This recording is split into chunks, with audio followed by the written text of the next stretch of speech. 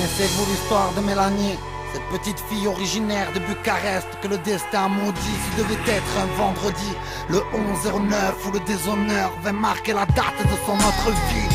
Elle avait 15 ans, des rêves plein la tête, deux parents aimants à qui elle rêvait de plaire. Mais une rencontre lui brisa son bel avenir. Ludovic, un ami d'une amie venue de Belgique, lui proposa de faire du mannequinat. La suite est logique, la bêtise fit qu'elle accepta. Dorénavant, Mélanie taffe comme femme de joie dans une boîte bas de gamme en plein centre de Bréda. Elle voulait être une star, Mélanie, mais comme toutes celles qui sont dans son cas, seul l'air crée l'anime. Désormais ça fait 10 ans déjà, elle vient de s'ouvrir les veines pour son dernier voyage sans visa.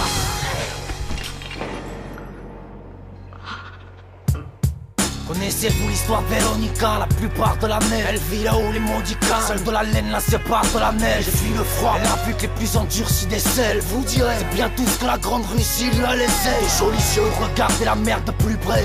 Le jour elle tend la main pour quelques roubles, car le soir la faim la tue presque. Pourtant elle aime la vie, Véronica, mais elle est punie car elle a des rêves de fille que la pénurie calme. Elle passe ses nuits où les femmes boivent, passent de belle à l'aide, de part en bas. Chaque sourire de sa part est un appel à l'aide. Et quand le rideau tombe, la rue, les regrets, les gratines, voilà l'instant où elle redoute l'ombre et les degrés négatifs. Alors encore une nuit dehors, ce matin la foule s'est amassée. Un ramassis de fous se tiennent debout sans même la ramasser. En ce début septembre, la mort prend ses têtes. Ils viennent de trouver un corps de 7 ans, forcément c'est elle.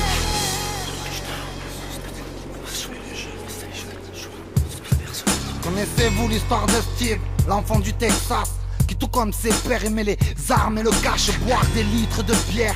Les soirs de match, il était ce genre de gendre qui ne s'en sort pas trop mal. Maria Cindy, jeune fille de bonne famille, Steve a 2 enfants ravissants et une belle demeure. Avec son 4x4 de marque allemande, il part taffer chaque lundi afin de préserver ce bonheur. Un matin, son PDG le fit appeler et Steve fut limogé sur le champ froidement, histoire de budget, d'économie sur l'effectif. Steve a vu sa vie détruite après 11 piges de loyaux services. Il rentre chez lui, l'air dépité. Sa femme sourit mais lui n'a pas envie de s'expliquer. Et cette nuit Steve a décidé de décimer femme et enfant, clamant que nul ne choisirait sa destinée.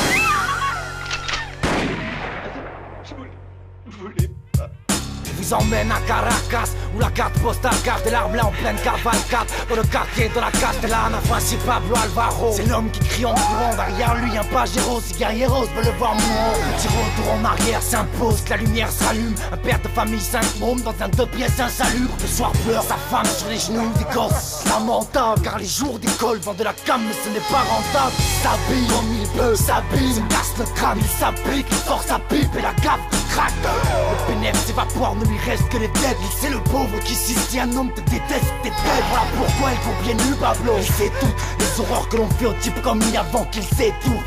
C'était le 11e jour du 9e mois, la mort cochait un tas de 4. Lui s'est fait traîner dans la rue, cocher un 4x4.